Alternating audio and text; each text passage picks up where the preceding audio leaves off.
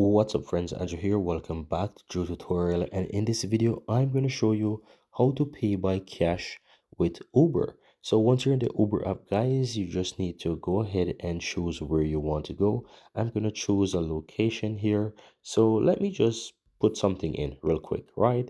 And let's say I choose this option. Now you can see that I'm paying with cash right here just below the last. You can see that is showing me that I'm paying with cash right here, but in your case it may be showing card, right? It may be showing GPay, it may be showing card, or whatever option that you have. As you can see, your mine is now showing GPay, but this is where you do it. Right before you click choose the Uber or whatever option you choose, you want to tap on the payment method and just simply select cash, and just press the X on the upper left hand side, and then you can continue to choose whether it's a comfort, whether it's the Uber X, or whatever it may be that you choose. Then once you choose this option, then you'll be able to pay by cash once the driver takes you to your destination.